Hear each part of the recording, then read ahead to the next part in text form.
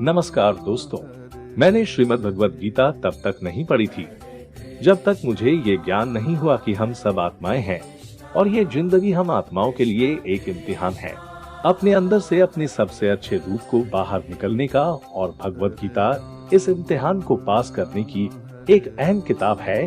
भगवद गीता के 18 अध्याय हैं और ये संस्कृत में परमात्मा द्वारा दी गई।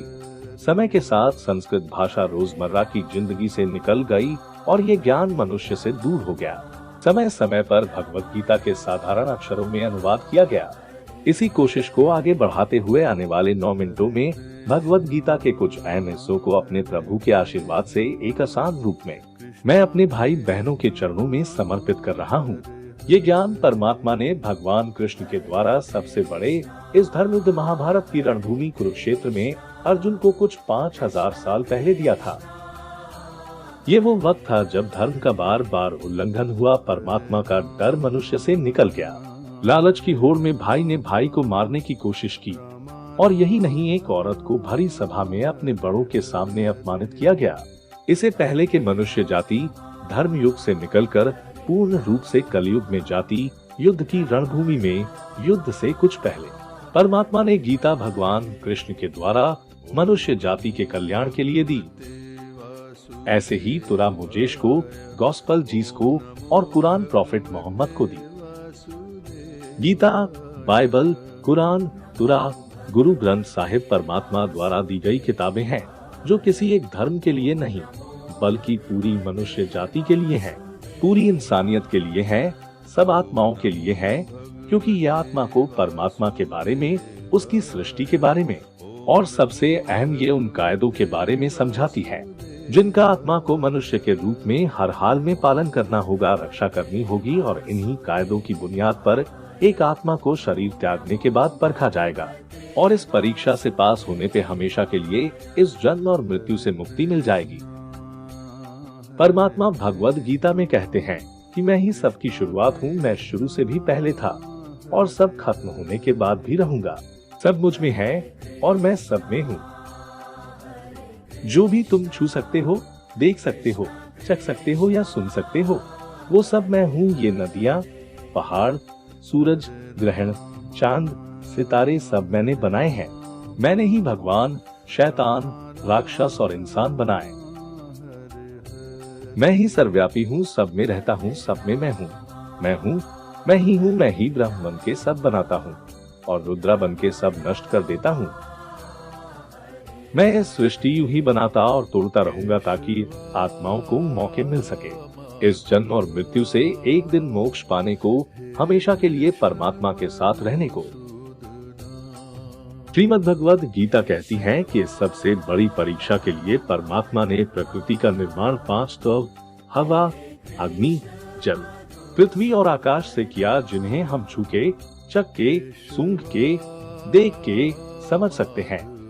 पर खुद परमात्मा इन 5 इंद्रियों की समझ से बाहर है। उन्हें आत्मा इन इंद्रियों से नहीं जान सकती। आत्मा 5 इंद्रियों के साथ वैसे ही है जैसे एक लोहे का रोबोट जिसे अपने बनाने वाले का कोई पता नहीं। अर्जुन को भी परमात्मा का विराट रूप देखने के लिए भगवान कृष्ण ने दिव्य नेत्र दिए।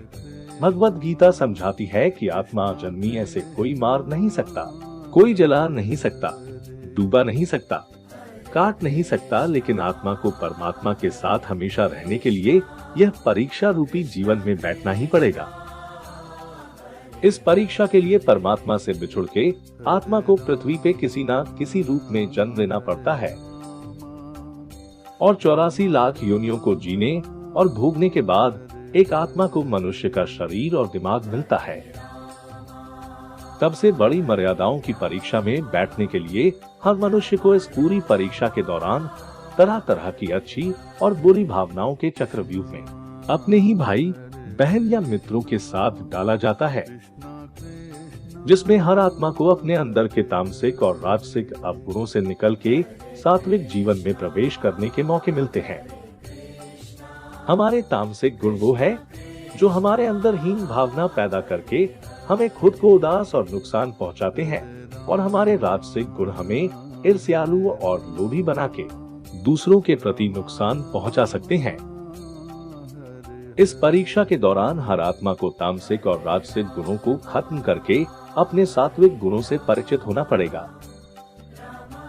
सात्विक गुण वो है जो आत्मा को अपने आसपास की हर चीज से जोड़े और उन्हें प्यार करना सिखाते हैं।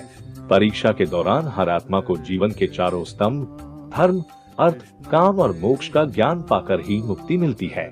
यही वो द्वार है जिन्हें समझ के ही आत्मा परमात्मा को समझ सकती है।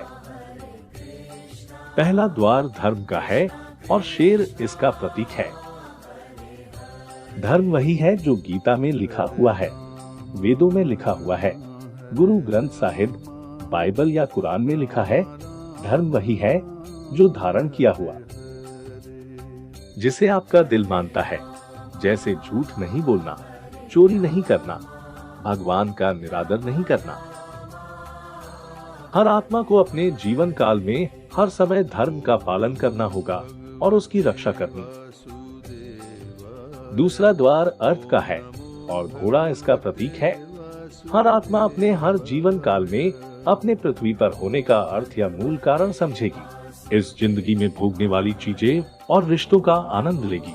अच्छा बेटा या अच्छी बेटी, अच्छा भाई या अच्छी बहन, अच्छा पति या अच्छी पत्नी बनके हर दुनियावी रिश्ते पर खरी उतरेगी और इस परीक्षा को पास करेगी। तीसरा द्वार काम का है। भगवद गीता समझाती है कि हर मनुष्य के अंदर काम, क्रोध, लोभ, अहंकार और ईर्ष्या जैसी 6 भावनाएं हमें अपने और दूसरों के प्रति नुकसान पहुंचा सकती हैं। इन भावनाओं को हर मनुष्य को हमेशा अपने नियंत्रण में रखना होगा, क्योंकि इनके बहाव में किया हुआ कोई भी काम हमारे जीवन भर की परेशानी का कारण बन सकता है। और एक आत्मा संतोष और सादगी से इन भावनाओं पे हमेशा के लिए विजय पा सकती है। चौथा स्तंभ मोक्ष का है और हाथी इसका प्रतीक है। इस परीक्षा रूपी जीवन में हर मनुष्य हर समय कुछ इच्छाएं रखता है। कुछ इच्छाएं एक ही जन्म काल में पूरी हो जाती है, पर कुछ अधूरी रह जाती है और उनके पूरा होने के लिए आत्मा को वापस पृथ्वी पे आना पड़ता है। भगवद गीता समझाती है कि हमारी इच्छाएं ही मूल कारण है हमारे पृथ्वी पर वापस आने का, और अगर हम कोई भी इच्छा ना रखें तो हम इस जीवन और मृत्यु से मुक्त हो सकते हैं। ये द्वार माफी का भी है। जिन्होंने आपके साथ बुरा किया उनको माफ करके और जिनसे आपने बुरा किया उनसे माफी मांग के मुक्ति पाई जा सकती है। जब तक आत्मा इन चारों दरवाजों धर्म, अर्थ, काम और मोक्ष को समझ नहीं लेती, तब तक आत्मा को बार बार इस मनुष्य रूप में आना ही पड़ेगा।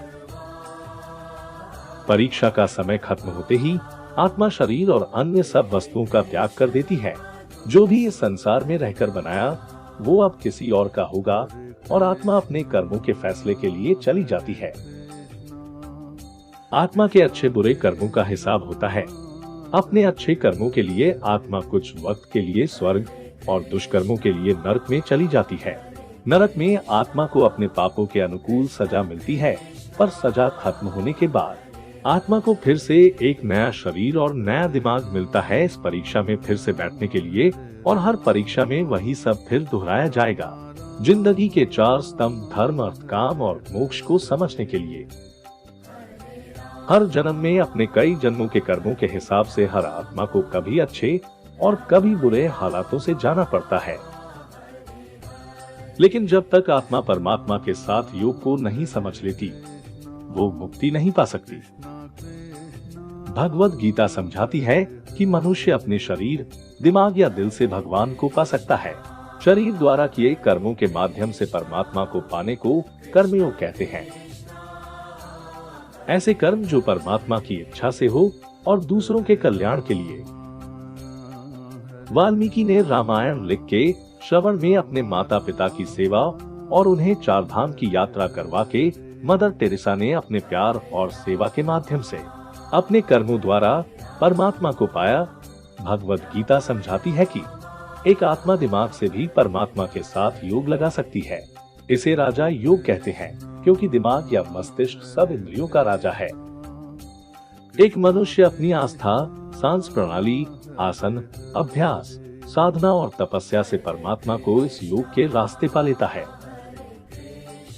इस योग को समझने के लिए हमें अपने अंदर की एनर्जी यानी चक्र और कुंडलिनी को समझना पड़ेगा। आत्मा मस्तिष्क से मेडिटेशन या ध्यान लगा के परमात्मा के साथ योग लगा सकती है। शंकराचार्य, स्वामी परमहंस, स्वामी विवेकानंद और उनके जैसे कई योगी इस योग के रास्ते परमात्मा के साथ संधि लगा पाए। परमात्मा भगवद गीता में कहते हैं कि अगर किसी आत्मा को धर्म न भी समझ आए, योग न भी समझ आए, पर अगर वो मेरी शरण में आ जाए तो मैं उसके सारे पाप माफ कर देता हूँ। परमात्मा को ऐसी दिल की गहराइयों से पुकार के पाने को भक्ति योग कहते हैं। चैतन्य महाप्रभु, मीराबाई और भगवान हनुमान इस योग के सबसे बड़े उदाहरण हैं। लेकिन कभी आत्मा अपने होने का मूल कारण भूल के धर्म का उल्लंघन करे या पाप के रास्ते पर निकल जाए, उसे ठीक करने के लिए परमात्मा खुद धरती पर जन्म लेते हैं। आइए भगवत गीता को पूरा पढ़ के जिंदगी का असली मायने समझे और परमात्मा के साथ योग लगाएं। आपको हमारी आज की यह वीडियो पसंद आई हो तो वीडियो को लाइक करें और ज्यादा से ज्यादा लोगों को शेयर करें ताकि सब आत्माएं अपने यहाँ होने का मूल समझ सके और जन्म और मृत्यु के चक्र से मुक्ति पाके हमेशा प्रभु के साथ रह सके।